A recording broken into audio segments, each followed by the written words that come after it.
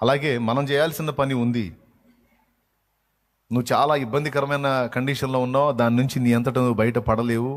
ఆఖరికి నీ శరీరంలో ఒక జబ్బు ఉంది, ఒక రోగం ఉంది, దాన్ని నీ అంతటా నువ్వు బాగు చేసుకోలేవు. నీ శరీరమే మళ్ళా నా ముఖం అంటావు, నా ముక్కు అంటావు, నా నోరు అంటావు, నా కళ్ళు అంటావు, నా పళ్ళు అంటావు, నా ఒళ్ళు అంటావు, నా చేతులు అంటావు, నా కాళ్ళు అంటావు. అంతే అంటావా? లేకపోతే ఈ చేతులు దేవుడి, ఈ కాళ్ళు దేవుడి, ఈ కళ్ళు దేవుడి అంటావా? చెప్పండి. నా గుండె అంటావు, నా ఊపిరితిత్తులు పని చేయట్లేదు అంటావు, నా ఊపిరితిత్తులు అంటావు, నా లివర్ అంటావు, నా కిడ్నీలు అంటావు, అవునా, నా జుట్టు అంటావు. నీ శరీర అవయవాల గురించి మాట్లాడేటప్పుడు ప్రతిసారి కూడా నా అనే పదం వాడతావు. వాస్తవంగా నీదే, నీకు దేవుడిచ్చింది. ఇదంతా దేవుడి దయ. నీ ఆత్మ నివసించడానికి ఒక గుడారాన్ని రెడీ చేసి ఆయన ఇచ్చాడు నీకు.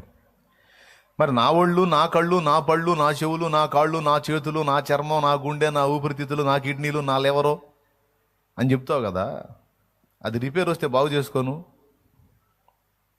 నీదేగా, నాదేగా, మందేగా. ఈ చెయ్యట తిరిగిపోయిద్ది, తిరిగి దాన్ని మళ్ళీ నార్మల్ పొజిషన్ తీసురా. చేయగలమా? మందేగా. నీ సమస్యల నుంచి విడుదల పొందడం, నీకు వచ్చిన రోగాన్ని కూడా నీ అంతటా నువ్వు బాగు చేసుకునే పరిస్థితి లేదు. మళ్ళీ నీ శరీరమే నీ మాట విందు, నీ బాడీయే నీ మాట విందు, నీ పరిస్థితులు నీ మాట వినవు.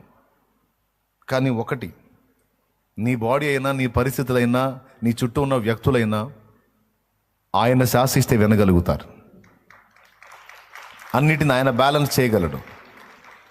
లాజర్ బాడీయే, లాజర్ చనిపోయాడు, పాతిపెట్టబడ్డాడు. తన వాళ్ళు ఏం చేయాలా? లాజరు తను తాను కాపాడుకోలా. కానీ దేవుడు ఆ చనిపోయిన వాడిని సజీవుడిగా లేపి లాజర్కి లైఫ్ ఇచ్చాడు. తోటి వారికి కూడా లాజర్ను బ్రతికించి అవకాశం ఇచ్చాడు, అప్పగించాడు. అది దేవుడు చేయగలడు. అది దేవుడు చెప్తుంది ఏంటంటే, ఇలాంటివి నేను చేయగలుగుతాను, కానీ నువ్వు చేయగలిగే పని నీకు చెప్పినప్పుడు నువ్వు చేయటల్లా. నువ్వు ఆ విషయంలో సోమరివై ఉన్నావు, బద్ధకస్తురాలివై ఉన్నావు. ఆ విషయంలో నువ్వు మొద్దుగా ఉన్నావు. కాబట్టి ఇక్కడ ప్రాబ్లం నీదే కానీ నాది కాదు. మీరు ఆ రాతి బాణల్లో నీళ్లను నింపండి అన్నప్పుడు వాళ్ళు కానీ ఆ నీళ్లు నింపకపోతే యేసయ్య ద్రాక్షరసం ఎట్లా చేసేవాడు? మీరు ఇలా చేయండి, నేను చేసే పని నేను చేస్తాను అన్నప్పుడు మనం ఆ మాట వినాలి కదా. ఒకవేళ మనం ఉన్నాం అనుకో, అదే స్పాట్లో ఇప్పుడున్న తరం మనం ఉన్నాం అనుకో, ఆ రాతి బాణాలని నీళ్లతో నింపండి అని ప్రభు చెబితే, నీళ్ళు అది ద్రాక్షరసం బాణలేసాయా, నీళ్లు పోసే నీళ్ళ తొట్లు వేరు, ఇటు పక్కన చూడండి ఈ నీళ్ళ తొట్లు, అవి ఏమో ద్రాక్షరసం బాణలు, అందులో నీళ్లు పోస్తే ఏమన్నా అంటారేమో. మనం అంటాం ఖచ్చితంగా అక్కడ ఉన్నట్టయితే, ఎందుకంటే మనకన్నీ ఎదురు చెప్పటం అలవాటు కదా. దేవునికి స్తోత్రం. పెద్దగా చెప్పండి, ఇంకోసారి చెప్పండి. ఒకవేళ లాజరు సమాధి దగ్గర మనం ఉన్నట్టయితే మనం మార్తా పక్షాన ఉండేవాళ్ళం. మార్తా అప్పుడు దాకా విన్నదే పునరుద్ధానమును జీవమును నేనే అని విన్నదే, విని కూడా మళ్ళీ రాయి తీయబోతే వద్దొద్దు వాసన కొట్టునంది. నిజంగా ఒకవేళ మార్తా పక్కన మనం కానీ ఉన్నట్టయితే మార్తా చెప్పింది 100% నిజం ప్రభువా, ఆ రాయి తీస్తే కంపు కొట్టిద్ది. ఇప్పుడు 4 రోజులైంది, 3 రోజులకే వాసన వచ్చింది, 4వ రోజుకి ఇంకా దుర్భరమైనటువంటి స్మెల్ వచ్చింది, కొద్దిగా కొంచెం ఇబ్బందిగా ఉంటుందేమో, మీరు కూడా ఇబ్బంది పడతారు ప్రభు అని మనం మార్తా పక్కన చేరేవాళ్ళంగా, నేసే పక్కన ఉండేవాళ్ళంగా. ఇది మన మనసు. అది మార్తాని గద్దించాడు. నీవు నమ్మిన ఎడల దేవుని మహిమ చూతువని నేను చెప్పలేదా? అంతే, మౌనం అయిపోయింది. పరిశుద్ధులు చెప్పాడు, తీయండి అది పక్కకు తీసేయండి. వాళ్ళు పక్కకు దొల్లించారు, లాజర్ని బయటికి పిలిచారు. సో పాయింట్ నెంబర్ 1లో మనం గ్రహించాల్సింది ఏంటంటే, మనం చేయాల్సినవి ఉన్నాయి. ఒకవేళ వాళ్ళు రిస్క్ చేసి రాయిని తొలగించకపోతే లాజర్ లోపలే ఉండేవాడు, బతికి కూడా లోపలే ఉండేవాడు, బయటకు వచ్చేవాడు కాదు. ఎందుకంటే పెద్ద రాయి అడ్డం పెట్టారు. అసలు ఇంకోటి ఏంటంటే అద్భుతమే జరిగేది కదా అక్కడ. చచ్చిపోయిన లేపమన్న పెద్ద పని నీకు చెప్పలేక, చిన్న పని రాయి దొల్లించమని చెప్పినచ్చి. నీ దేహాన్ని నువ్వు బాగు చేసుకో, లేకపోతే నీ పరిస్థితులు నువ్వు చక్కదిద్దుకొని నీకు చెప్పలేదు కదా. ప్రార్థన చేయమని చెప్పా, విజ్ఞాపన చేయమని చెప్పా, విశ్వాసం ఉంచమని చెప్పా, నిరీక్షించమని చెప్పా. ఈ 3 నువ్వు చేయవు.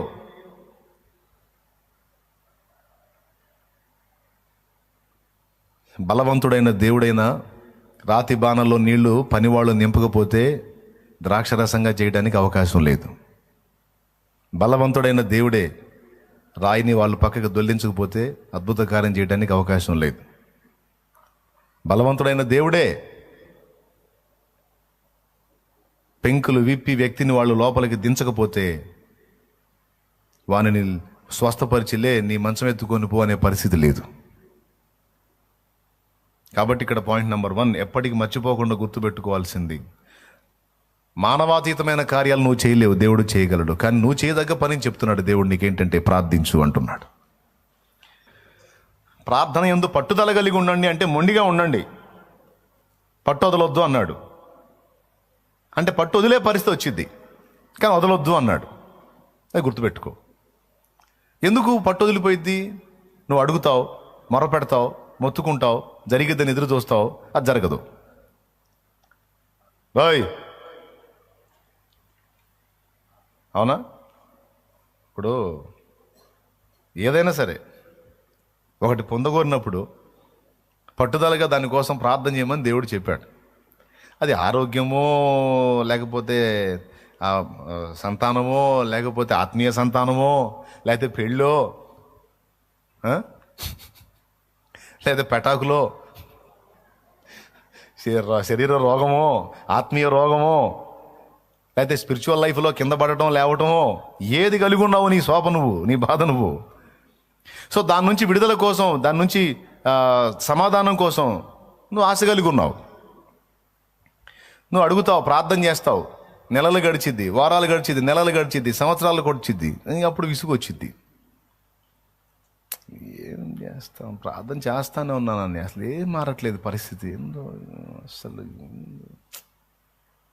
ఈ డైలాగు నేను 1000 మంది దగ్గర విన్నా, 100 మంది కూడా కాదు, 1000 మంది దగ్గర చేస్తాను, ఇదే ఫీలింగ్, చేస్తాను.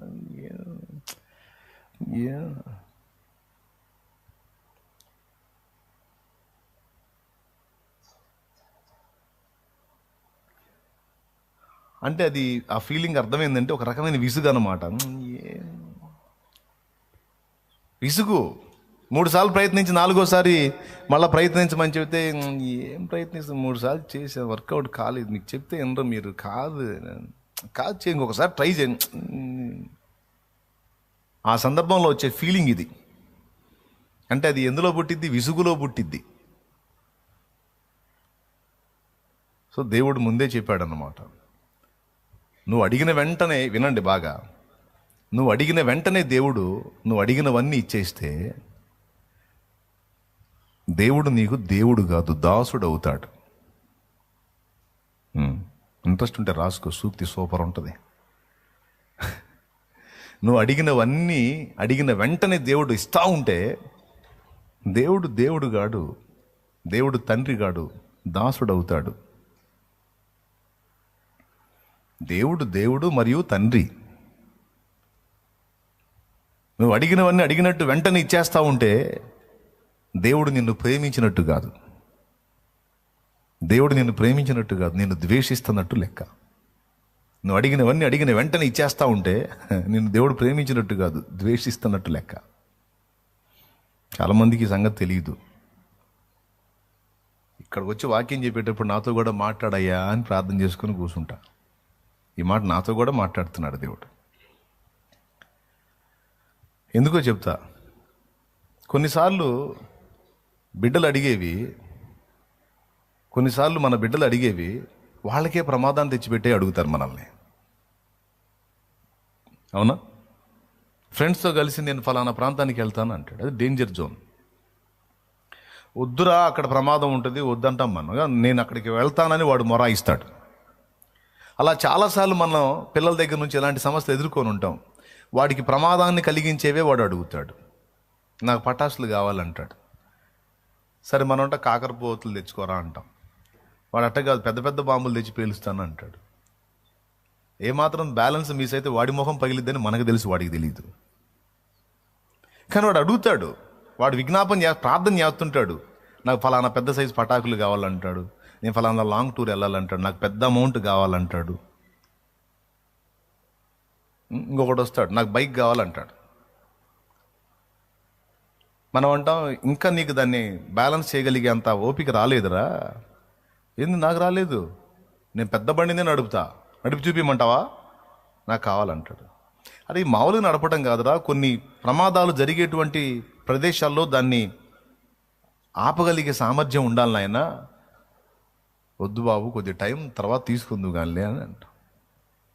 వాడు వినడు, నాకు కావాలి అంటాడు. అదొక ప్రార్థన, విజ్ఞాపన. వాడు పట్టు వదలని విక్రమార్కుడు అంటారు కదా, అట్లా వాడు వదిలిపెట్టకుండా అడుగుతా ఉంటాడు. అట్లా అడిగాడని బైకులు కొనిపెట్టి పిల్లల్ని కోల్పోయిన తల్లిదండ్రులు చాలామంది ఉన్నారు. ఏ బైకు గోజాడు నాకు కావాలి వాడు అడిగాడో, ఈయన కొనిపెట్టాడో అదే బండి మీద వాడు పోయిన దాఖలాలు ఉన్నాయి, లేవా? ఇప్పుడు ఆ ప్రార్థన వాడికి విషంగా మారిందా, లేకపోతే ఆశీర్వాదంగా మారిందా? కాబట్టి కొడుకు అడిగిందల్లా ఇస్తా పోతే వాడు ప్రేమగల తండ్రి కాదు, భూమి మీద పనికిమాలిన తండ్రి. అడిగినవన్నీ ఇస్తా పోతే. కానీ మన దేవుడు అలా పనికిమాలిన వ్యవహారాలు చేసేవాడు కాదు. మన దేవుడు ఆలోచనకర్త. నువ్వు అడిగిన వెంటనే టపా చేసుకుంటూ వెళ్ళిపోడు, సంజాయిస్తాడు ఆయన. థైరో జరా థైరో, కైకు గడబడ హోరా, క్యా హోరా ఆప్కు, జరా థైరో, దియేంగే ఆప్కు దియేంగే, అరే నా పరేషాన్ హో జారా క్యా అంటాడు. ఏమిరా అంత గడబడైపోతున్నావు, కొంచెం నెమ్మదిగా ఉండు, నిమ్మళంగా ఉండు, ఇస్తా అంటాడు. అడిగి మనం ఎంత అడిగినా జవాబు రానప్పుడు ఒక రకమైన విసుగు మనలో స్టార్ట్ అయింది, పట్టు సడలిద్ది, నిలకడ కోల్పోయిద్ది. అందుకే క్లియర్గా చెప్పాడు అనమాట ఈ మాటలన్నీ. పట్టుదల ఉండాలి, విసుగొద్దు, నిలకడగా ఉండు. ఈ 3 కలిగి ఉండి నువ్వు ప్రార్థనలో కనిపెట్టినప్పుడు, నిరంతరం పరిష్కారం కోసం నువ్వు ప్రార్థన చేసినప్పుడు ఖచ్చితంగా దేవుని దగ్గర నుండి ఏదో ఒక జవాబు ఖాయం. అస్సలు జవాబు ఇవ్వకుండా అయితే దేవుడు ఉండడు. ఖచ్చితంగా ఏదో ఒక జవాబు ఇస్తాడు. ఏమనంటే, నువ్వు అడిగినది యుక్తమైనదే, అది నీకు క్షేమకరమైనది అయితే తప్పకుండా ఆమేన్ అంటాడు. అది వెంటనే నీకు అందుబాటులోకి వచ్చింది. అలా కొన్ని జరిగినాయి నీకు. కొన్ని నువ్వు అడిగిన వెంటనే పొందుకున్నావు, కొన్ని వారాల్లో పొందావు, కొన్ని నెలలో పొందావు, కొన్ని అయితే సంవత్సరాల్లో పొందావు, కొన్ని అయితే అసలు మర్చిపోయావు కూడా ప్రార్థన చేసి. నువ్వు అంత దీర్ఘకాలం బట్టినైనా పొందావు నువ్వు. ఇప్పుడైతే కొన్నిటి కోసం కొన్ని సంవత్సరాలుగా పోరాడుతున్నావు, ప్రార్థన చేస్తున్నావు, అయినా రిజల్ట్ రాలా. అయితే దేవుని దగ్గర నుండి ఏదో ఒక జవాబు అయితే కన్ఫామ్. ముందు చెప్పాను, ప్రార్థన కన్ఫామ్గా దేవుని దగ్గరికి వెళ్ళిద్ది. మన విజ్ఞాపనలన్నీ ఆయన దగ్గర ఉంటాయి. పరిశుద్ధుల ప్రార్థనలన్నీ ధూపద్రవ్యములతో కలపబడి దేవుని సన్నిధికి చేరిందయ్యని ప్రకటన గ్రంథం 8 సాక్ష్యం ఇస్తుంది. పరిశుద్ధుల ప్రార్థనలతో ధూపద్రవ్యములు కలిపి దేవుని సన్నిధికి పొగవలే ధూపం చేరితే ధూపంతో పాటు పరిశుద్ధుల ప్రార్థనలు కూడా చేర్చబడ్డాయట. దేవదూతలే వాటిని గైకొన్నారు, తీసుకెళ్ళి దేవుని సముఖంలోకి అవి చేరేటట్టు చేశారని ప్రకటన గ్రంథం 8 సాక్ష్యం ఇస్తుంది.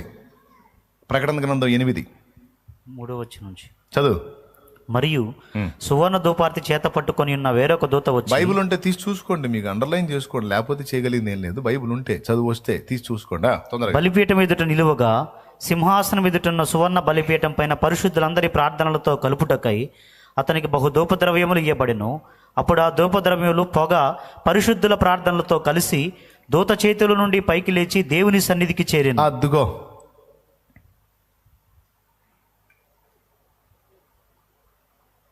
ఓకేనా? స్తుతులు మరియు ప్రార్థనలు రెండు దేవుని సన్నిధికి చేరతాయి, ఎట్టి పరిస్థితుల్లో చేరతాయి, సందేహమే లేదు. నువ్వు నడుస్తా పోతా కూడా చేసినా వెళ్తాయి. రోడ్డు మీద నడుచుకుంటా పోతా దేవా అని నువ్వు అడిగిన ఆర్తధ్వని కూడా పోయింది. ఆయన చెవులు అసలు మన ప్రార్థనల వైపే ఉన్నాయట, లేఖనమే చెప్పింది. కాబట్టి ప్రార్థనలు వెళ్తాయి. వెళ్ళినప్పుడు దేవుడు ఏదో ఒక జవాబు నీకు ఇచ్చేంత వరకు పట్టుదలకూడదు. అది పాయింట్ ఇక్కడ. దీనికి మనకి సాక్ష్యం ఏలియా మరియు దానియేలు బైబిల్లో కనపడతారు. ఒక దర్శనం చూపించాడు దేవుడు, అది అంత్య దినాల్లో జరగబోతుంది. అది మెస్సియాను కూర్చున్న దర్శనం, ఆయన రాకను కూర్చున్న దర్శనం. దాని గురించి తెలుసుకోవటానికి దానియేలుకి కుతూహలం కలిగింది. దాని గురించి తెలుసుకోవటానికి తిండి తిప్పలు అన్ని పక్కన పడేసి ఫాస్టింగ్ ఉండి ప్రేయర్లో కనిపెట్టాడు. ప్రార్థనలో కనిపెడితే వెంటనే జవాబిస్తాడు. వాస్తవంగా దేవుడు దానియేలు మోకాళ్ళేసి అయ్యా అని అడిగితే తక్షణమే జవాబిస్తాడు. అంత దగ్గరి కనెక్షన్ ఉంది వాళ్ళకి, దేవునికి దానియేలుకి మంచి ఫ్రెండ్షిప్ ఉంది. ఏం లేదు, ఫోన్ చేస్తే వెంటనే అందుకొని ఆన్సర్ ఇచ్చినంత దగ్గరగా ఉంటాడు. కానీ 21 రోజు అయింది ఆన్సర్ రాలా. 2 రోజులైంది ఆన్సర్ రాలా, 5 రోజులైంది ఆన్సర్ రాలా, 10 రోజులైంది ఆన్సర్ రాలా, 15 అయింది ఆన్సర్ రాలా, 20 అయింది ఆన్సర్ రాలా, 21 రోజు అయిపోయింది. ఈయన స్నానపానాదులు లేవు, ఆహారాదులు లేవు. అయ్యా అయ్యా అని గోజాడుతున్నాడు. ఎంత మొండితనం అండి! ఇప్పుడు దర్శన భావం తెలిస్తే అంత, తెలియకపోతే అంత. దర్శనం వచ్చింది, దానికి అర్థం తెలిస్తే ఎంత, తెలియకపోతే ఎంత. ఇంకా మనబోటోళ్ళు అయితే ఇప్పుడు దర్శనం చూపించింది దేవుడు, అర్థం కూడా చెప్పాలి కదా. అయితే మాకు తెలుసా అయింది, అర్థం కూడా ఆయనే చెప్పాలి. చెప్పనప్పుడు మేము ఆడ చుట్టూ పీక్కునే పానీలే, ఆయన దర్శనం అంత ఇంపార్టెంట్ అయినప్పుడు ఆయనే చెప్పుకుంటాడులే పానీలని వదిలేస్తాం. వదల్లా, నాకు తెలియదు దాని అర్థం ఏంటో, నువ్వు చెప్పిన దాకా నేను కదలని అంతే కూర్చున్నాడు. కానీ అసలు పైన ఏం జరుగుతుందో ఈనాడు మనకు తెలుసు, కానీ ఆనాడు దానియేలుకు తెలియదు. ఈనాడు గ్రంథం చదువుతున్నాం కనుక దానియేలు పద్య చదివితే ఏం జరిగిందో మనకు తెలుసు. తర్వాత గాబ్రియల్ వచ్చి చెప్తాడు దానియేలుకి, దానియేలు నీవు బహుప్రియుడు, నీవు దేవుణ్ణి అడిగిన సంగతి తెలుసుకోవటానికి నీ మనసు నువ్వు నిలిపావు చూడు, ఆ రోజే వెళ్ళి నీకు ఆన్సర్ చేయమని నాకు దేవుని దగ్గర నుండి ఆజ్ఞ అయింది. కానీ నేను బయలుదేరి రాగా పారసీకుల అధిపతి 21 దినములు నన్ను అడ్డగించెను. నేను నీ ప్రార్థనకు జవాబును తీసుకొని బయలుదేరితే నీ ప్రార్థనకు జవాబును నేను చేరవేయకుండా పారసీకుల అధిపతి అనగా సాతాను, భూమండలాన్ని అప్పుడు ఏలుతున్న రాజుల్లో పారసీకులు మాదీయులు ఉన్నారు కదా, పారసీకుల రాజు ఏలుతున్నాడు. ఏ రాజు అయితే ఏలుబడి చేస్తాడో ఆ ప్రాంతాన్ని కాచుకొని ఉంటాడు సైతాను. అదొక రహస్యం బట్టబయలు అవుతుంది అక్కడ. పారసీకుల అధిపతి అంటాడు, అంటే పారసీక రాజు ఏలుతున్నాడు అనుకోండి, అక్కడ కాచుకొని ఉంటాడు వాడు. పారసీకుల అధిపతి అంటే వాస్తవంగా పారసీకుల రాజు భూమి మీద ఉంటాడు, ఆకాశమండలంలోకి ఎట్టబోతాడు. ఇక్కడ పారసీకుల అధిపతి అంటే రాజు కాదు, మనుషుడైన రాజు కాదు, అపవాది. వాడు అడ్డగించాడు. ఎందుకు తెలుసా? ఆ గాబ్రియల్ వచ్చి చెప్పేటువంటి ఆ దర్శన భావం ప్రకటన గ్రంథానికి లింక్ అయింది. ప్రకటన గ్రంథానికి లింక్ అయింది, సపోర్ట్ జంట వచనం అయింది అన్నమాట. అది అందకూడదు, అంత్యకాలపు సంఘం అంటే మనకు అందకూడదని. అది దేన్ని కూర్చిన మ్యాటరు? వాడి అంతాన్ని కూర్చిన సందేశం. ఎవరిది? సాతాను యొక్క అంతం ఎలా జరిగిద్దో ఆ దర్శనంలో ఎన్ని ఉన్నాయి. ఆ సందేశం. మెస్సియా ఎప్పుడు వస్తాడు, ఆయన రాక ఎలా జరిగిద్ది, ఎప్పుడు నిర్మూలం అవుతాడు, తిరిగి రెండో రాకళ్ళు ఎలా వస్తాడు, మొదలైన అంశాలను కూర్చున్నటువంటి వివరణ అందులో ఉంది. అంత్యకాలంలో సాతాను చేయబోతున్నటువంటి ఒక గ్యాంబ్లింగ్ కూడా అందులో ఉంది ఆ దర్శనార్థంలో. అందుకని నువ్వు చెప్పడానికి వీలేదని ఆపాడు అక్కడ. కొన్నిసార్లు మన ప్రార్థనలకు జవాబులు సాతాను చేత కూడా అడ్డగించబడతాయని మీరు తెలుసుకోవాలి, మనం తెలుసుకోవాలి.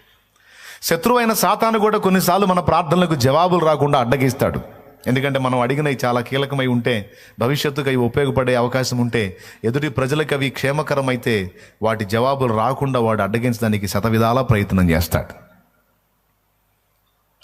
దేవుని దగ్గర నుంచి అయితే జవాబు తక్షణమే వచ్చే ఛాన్స్ ఉంటుంది, లేదా కొంచెం టైం అంటాడు, లేదా నువ్వు అడిగింది నీకు క్షేమకరం కాదు అంటాడు. ఈ మూడింట్లో ఏదో ఒక ఆన్సర్ వచ్చింది, వెంటనే ఆన్సర్ ఇస్తాడు, లేదా కొద్ది కాలం టైం తీసుకుంటాడు. అంటే ఏ సమయంలో అది నీకు అందాలో ఆ టైంకి నీకు అందించడానికి టైం తీసుకుంటాడు. మూడవది, అది నీకు క్షేమకరం కాదు, వద్దు అని ఆ ఆన్సర్ అయినా ఇస్తాడు. దేవుని దగ్గర నుండి ఆ విషయం స్పష్టత వచ్చింది. ఒకసారి ఇర్మియా ఒక జనం కోసం ప్రార్థన చేసినప్పుడు, నువ్వు ఈ జనం కోసం మొర్ర పెట్టొద్దు, నేను వినను అంటాడు. ఆ మాట అయినా చెప్పాడుగా, నువ్వు ఆ విషయంలో ప్రార్థన చేయవాగు, నేను జవాబు ఇవ్వను అంటాడు. ఆ మాటనే చెప్పాడుగా, అసలు ఏం చెప్పకుండా అయితే దేవుడు లేడుగా. నాలుగవది, నువ్వు అడిగిన దానికంటే కూడా ఇంకా శ్రేష్టమైనది నీకు ఇవ్వాలన్నా కూడా టైం తీసుకుంటాడు.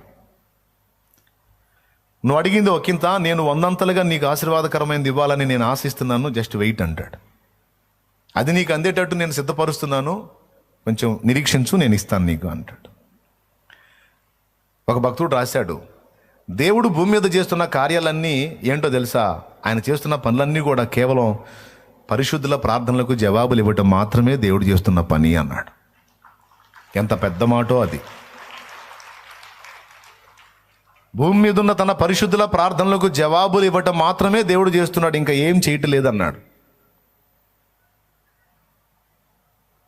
మరి ఆత్మలు రక్షిస్తున్నాడుగా, అది పరిశుద్ధుల ప్రార్థనకు జవాబే. రోగులను స్వస్థపరుస్తున్నాడుగా, అది పరిశుద్ధుల ప్రార్థనకు జవాబే. సాతాను కార్యాలను నిర్మూలపరుస్తున్నాడుగా, నిర్మూలపరచమని పరిశుద్ధులు చేసిన ప్రార్థనకు జవాబే అది. దేవుడు భూమి మీద ఏ కార్యం చేసినా దానికోసం పరిశుద్ధుల ప్రార్థనలు ఉండాలి. పరిశుద్ధుల ప్రార్థనలకు జవాబులు ఇవ్వటం తప్ప దేవుడు భూమి మీద మరి ఏ పని చేయటం లేదన్నాడు. ఎంత పెద్ద మాటో అది. దేవునికి స్తోత్రం కలుగును గాక. హల్లెలూయా. కాబట్టి ప్రార్థనలో నిలకడ, పట్టుదల, విసుగు లేని స్థితి అవసరం అనే మాటలు 3 ఎందుకు వాడాడంటే, ఈ 3 వస్తాయి. విసుగు వచ్చింది, పట్టు సడలిద్ది, నిలకడ కోల్పోయే అవకాశం ఉంటుంది. అయితే అలా కోల్పోవద్దు. దానియేలును చూడండి ఎలా కాచుకున్నాడో అని చూపిస్తున్నాడు. ఏలియాను చూడండి, వర్షం కురిసేంత వరకు, మేఘం సముద్రం నుండి పైకెక్కేంత వరకు 7 మార్లు వెళ్ళి చూసిరాని ప్రార్థనలోనే ఉన్నాడు. కానీ 3 మార్లు చేసి 4వసారి సర్దుకోలా. అరచేంత మేఘం పైకి ఎక్కిందాక ప్రార్థనలోంచి పట్టు వీడలా. అంటే జవాబు పొందేంత వరకు వాళ్ళు పట్టు వదలరు. అందుకే వాళ్ళు చరిత్రకి ఎక్కారు. అర్థమైందా? అంత మొండి మనుషులు అన్నమాట. ఆనాడు ఆ తరాల్లో భక్తులే కాదు, మన ముందు తరాల్లో భక్తులు కూడా మహామొండోళ్ళు. వాళ్ళ జీవిత సాక్ష్యాలు, వాళ్ళ సేవానుభవం, వాళ్ళ ప్రార్థన విజయాలు మనం వింటే మైండ్ పోయిద్ది. ఒక భక్తుడు ఒకని మార్పు కోసం 40 ఏళ్ళు ప్రార్థన చేశాడంట. నీ వల్ల ఇద్దా? 40 సంవత్సరాలు ఒకటి కోసం ప్రార్థన చేయటం. 4 ఏళ్ళు కూడా చెయ్యం మనం. పట్టుమని నిండు మనసు 40 రోజులు కూడా చెయ్యం. కానీ ఒక్క మిత్రుడి మార్పు కోసం 40 ఏళ్ళు ప్రార్థన చేశాడంటే నమ్మశక్యమైన మాటేనది, కానీ నిజం అంటారు. 40 ఏళ్ల ప్రార్థన. ప్రార్థనకు జవాబులు వస్తాయి, ప్రార్థనలు దేవుడి చెంతకు చేరతాయి. ఏం చెప్పాను? వెంటనే ఇస్తాడు, నెంబర్ 1. నెంబర్ 2, కొంచెం సమయం తీసుకుంటాను అంటాడు. 3వది, నువ్వు అడిగింది నీకు క్షేమం కాదు, వద్దు అంటాడు. 4వది, నువ్వు అడిగిన దానికంటే ఇంకా రెట్టింపుగా నీకు ఇవ్వగోరినప్పుడు దేవుడు ఆపుతాడు. 5వది, కొన్ని ప్రార్థనలకి నువ్వు వెళ్ళిపోయినా కూడా జవాబులు ఇస్తాడు. ఈ మెళకువతో మనం మెళకువ కలిగి ఉండి ప్రార్థనలో పట్టు వదలక, విసుగక, నిలకడ కోల్పోక మనం చేయగలిగిన ప్రార్థన దేవుని ముందు ఉంచితే ఒకటొకటిగా మొత్తానికి నెరవేర్పు నీ కళ్ళారా నువ్వు చూస్తావు. అర్థమైందా? ఇంక చాలు. రండి, మోకాళ్ళ మీదకి రండి. ఎంతోమంది జీవితాలను అలా వాడుకున్నాడు నా దేవుడు, చచ్చిపోయే వాళ్ళని బ్రతికించి. ఎన్ని సాక్ష్యాలో ఈరోజు ఎంతమంది జీవితాల్లో మరణ పంచుల్లోకి దిగిపోయిన వారిని ఆయన బాగు చేశాడు.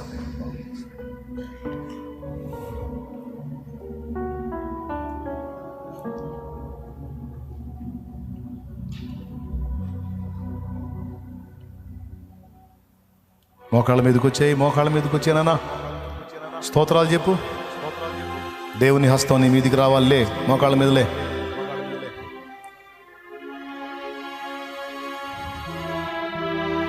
చచ్చినోళ్ళని లేపే శక్తి నీకు లేదు, కానీ ఆ శక్తి దేవుడికి ఉంది. చచ్చినోళ్ళని లేపే శక్తి గల దేవుణ్ణి ప్రార్థనలో కదిలించగల శక్తి నీకుందని అద్భుతమైన మాట దైవజన నోటి నుండి దేవుడు పలికించిన మాట, ఎంతో విలువైన మాట. ఆ పని నీ పని కదా, నువ్వు చేయాలి కదా. అంత అద్భుతమైన విషయం. ఊరి మొత్తాన్ని మార్చలేవు నువ్వు, కానీ ఊరి మొత్తాన్ని కదిలించగల శక్తి దేవునికి ఉంది. కానీ ఆయనకి ప్రార్థన చేయగల కదా నువ్వు, అది చేయొచ్చు కదా నువ్వు. పట్టుదలగా మొక్కబోని దీక్షతో మొర్ర పెట్టొచ్చు కదా, పోరాడొచ్చు కదా. అప్పుడు ఆత్మల్ని కదిలిస్తాడు కదా. దైవజనురాలా, నీకు వచ్చిన రోగాన్ని నువ్వు స్వస్థపరచుకోలేవు, దేవుడు స్వస్థపరుస్తాడు. నేను స్వస్థపరుస్తానని చెప్పట్లేదే, నా ప్రభు స్వస్థపరుస్తాడని చెప్తున్నాను నేను. ఆయన నిన్ను స్వస్థపరిచినట్లు నీ జీవితాన్ని ఆయన చేతికి అప్పగించి, దేవా నన్ను బాగు చేయి, నేను నీ కొరకు బ్రతకాలని ఆశిస్తున్నాను అని నువ్వు అడిగితే ఆయన నిన్ను ముట్టును కదా. నా ఆశ ఇది, నీ కొరకు బ్రతకాలి, నీ సేవ చేయాలి, నీ చిత్తం నెరవేర్చాలని నా ఆకాంక్ష అని నువ్వు దేవుని ముందుకు వస్తే దేవుడు నిన్ను ముట్టును కదా, బాగు చేయను కదా, వాడుకొను కదా. ముసలితనం వచ్చినా కూడా ఇంకా బంధాల మీద, అనుబంధాల మీద వాంఛలు చావక, మనుషుల ప్రేమకై వెంపర్లాడేటువంటి పిచ్చి ఆలోచన మనం మానుకోవాలి. వృద్ధులారా, జీవితంలో చాలా భాగం ఖర్చు పెట్టారు, ఇక ఉన్నది శేషమే. ఈ శేషమైన దేవుని శక్తి కలిగి దేవుని పని చేయడానికి, విజ్ఞాపన ప్రార్థన చేయడానికి, ప్రకటించడానికి, దేవుని కోసం బతకడానికి కదా గోజాడుకోవాలి నువ్వు. రేపు దేవుని పిలుపు అందుకొని దేవుని ముందుకు పోతే ఏం చెబుతావు? నువ్వు ఏం చేసావంటే ఏం చెబుతావు? ఏం చెబుతావు? నా పిల్లల్ని పెంచి పెద్ద చేశానని చెప్తావా? మనవాళ్ళకి మనవరాళ్ళకి బాధ్యతలు నెరవేర్చానని చెబుతావా? అందుకని నీకు బహుమానం ఎందుకు ఇవ్వాలి దేవుడు? చెప్పాలా రేపు దేవుని ముందుకెళ్ళి? నువ్వు చెప్పడం కాదు, దేవుడే చెప్పాలా. నా కుమారి, నా కుమారుడా, నువ్వు ఇంత సేవ చేశావు, ఇదిగో ఇంతమంది జీవితాలకు నీ వల్ల ఉపయోగం కలిగింది, ఇంతమంది కుటుంబాలు నీ వల్ల కట్టబడ్డాయమ్మా, ఇంతమంది కుటుంబాలు నీ వల్ల దీవించబడ్డాయి. నా కుమారుడా, ఇంతమందికి నువ్వు ఆశీర్వాదకరంగా ఉన్నావు, రా, ఇదిగో నీ కొరకు నేను సిద్ధపరిచినటువంటి ఆశీర్వాదంలోకి వెళ్ళని దేవుడు నీతో చెప్పాలి రేపు. మన కోసం బతికిన బతుకు కాదు, ప్రజల కోసం, ప్రభు కోసం, సమాజం కోసం బ్రతికిన బ్రతికే బ్రతుకు. 10 మంది జీవితాలను వెలిగించింది బ్రతుకు, 10 మందికి ఆశీర్వాద కారణమైంది జీవితం. ప్రార్థన చేయ, అవును తండ్రి, ఇప్పటి వరకు నేను ఈ పాయింట్ మిస్ అయ్యాను, నన్ను క్షమించు. ప్రార్థనలో జవాబు రాలేదని విసుక్కున్నా, సణుక్కున్నా, గొణుక్కున్నా, ఈరోజు కొన్ని సంగతులను హెచ్చరించావు, నన్ను మన్నించు. తప్పకుండా నేను సరిదిద్దుకుంటాను. నిజమే, నాకు బలహీనత ఉంది, స్వస్థత అడుగుతున్నాను, కానీ ఈ స్పష్టత మిస్ అయ్యాను. నేను ఇప్పుడు స్పష్టంగా అడుగుతున్నాను, నేను బాగుపడాలి, నాకు ఆరోగ్యం కావాలి, ఎందుకంటే నేను నీ సేవ కొరకు ఉరికి చేయాలి. సేవకుడా, విశ్వాసి, పరిచారకుడు అడుగో, ఇప్పటి వరకు నేను చేసింది కొంచెమే, చాలా చేయాలి దేవా. ఉరికి నీ కొరకు నేను పని చేయాలి, పరిగెత్తాలి. నాకు నూతన శక్తినివ్వు, నూతన బలాన్నివ్వు. పక్షిరాజు యవనమలే నా యవనము క్రొత్తదగినట్లు నన్ను అనుగ్రహించు. నా సర్వ శరీరము, గుండె, కిడ్నీలు, మెదడు, లివరు, ఊపిరితిత్తులు, సర్వ శరీరమును తాకి స్వస్థపరచు. నా రక్తమును శుద్ధీకరించు, నా సర్వవయవములను బాగు చేయి ప్రభువా. నూతన పరచుదేవా, క్రొత్తవగినట్లు చేయదేవా, స్వస్థపరచుదేవా. నీ కొరకు పని చేయాలి. ఒక ఊరు కాదు, 2 ఊళ్ళు కాదు, 10 ఊళ్ళు కాదు, అనేక ఊళ్ళో నేను ప్రభావితం చేయాలి. సేవకులు లేవాలి, సేవకురాళ్ళను లేపాలి. దేవా, నీ పనిలో ఉరిక పరిచర్య చేయాలి, పరిగెత్తాలి. నాకు శక్తినివ్వు, నీ కొరకు నాకు బలమివ్వు, నీ కొరకు నాకు పైసలివ్వు, నీ కొరకు నాకు డబ్బులు ఇవ్వు. నేను నీ కొరకు ఖర్చు పెట్టాలి, అవసరం నీ పని కొరకు ఖర్చు పెట్టాలి, పరిశుద్ధుల అక్కర కొరకు ఖర్చు పెట్టాలి.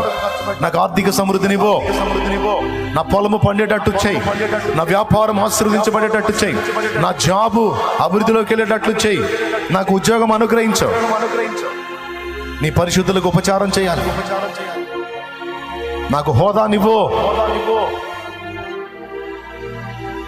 కన్నీటితో నువ్వు ఈ మొర అడిగినట్టయితే, దేవుని ముందు ఈ మొర పెట్టినట్టయితే, ఈరోజు నీ ప్రార్థన నా దేవుని సన్నిధికి చేరుతుంది నిశ్చయముగా, డౌట్ లేదు. దైవజనుడు అయ్యాడు, ఆత్మల కోసం ఏడు, ఆత్మలు నిమ్మని వేడు, ఆత్మలు నిమ్మని ఏడు.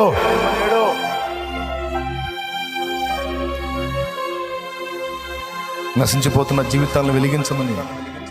సాతాను కోటలు కూలిపోవాలి. నేనున్న పట్టణము, నేనున్న గ్రామము, నేనున్న ప్రాంతము చరిత్ర మారాలి. లేకపోతే నేను ఎందుకు బతకాలి దేవా? నిష్ఫలమైన బతుకు నాది అవసరమా? ఫలింపు లేని బతుకు అవసరమా? నీ కొరకు మండని జీవితం అవసరమా? నీ కొరకు వాడబడని జీవితం అవసరమా? నీ కొరకు ఒక వెలగని జీవితం అవసరమా? నా స్థానాన్ని తీసేసి ఇంకొకరికి ఇవ్వయా? నా ప్రాణాన్ని తీసుకొని ఇంకొకటికి అవకాశం ఇయ్యా. ఎందుకయ్యా నన్ను వాడుకోనప్పుడు? ఎందుకయ్యా నన్ను ఫలింపజేయనప్పుడు? ఎందుకయ్యా నన్ను నిలబెట్టనప్పుడు? ఎందుకయ్యా నాకు ఆత్మలను ఇవ్వనప్పుడు?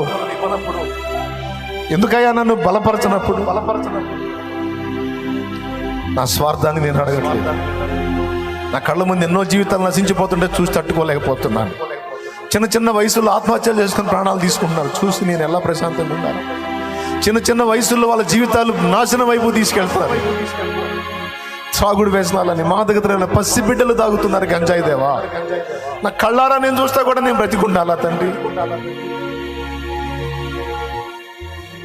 నా కళ్ళ ముందు ఎన్నో జీవితాలు నశించిపోతుంటే చూస్తా నేను ఎలా ప్రశాంతంగా బ్రతికుండాలి?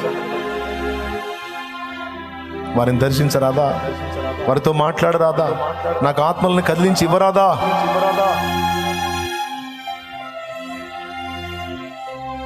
ఇదిగో నేనున్నానయ్యా అని నీవు కన్నీరు విడిచినట్లయితే దేవుడు కదలడా? కార్యాలు చేయడా?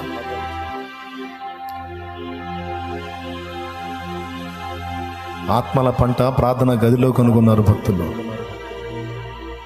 దేవుని సహాయం లేకుండా, దేవుని శక్తి పని చేయకుండా నేను ఒట్టిగా ప్రకటించిన ఫలితం లేదు. నా ప్రకటనకు తోడు దేవుని శక్తి పని చేయాలి అని గుర్తించి బయట ప్రకటనకి ఎంత సమయం వెచ్చించారో ప్రార్థన గదిలో పెనుగులాటకు అంతకంటే ఎక్కువ టైం వెచ్చించారు.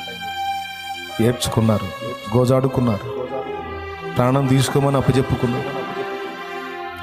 వాడుకుంటావా నా ప్రాణం తీసుకుంటావా అని దేవునితో తగాదేసుకున్నారు. పెనుగులాడారు, ధన్య చరితులయ్యారు. లక్షల జీవితాలకు ఆశీర్వాద కారణమై తరతరాలు దాటినా ఇప్పటికీ మనకు మాదిరిగా నిలిచారు.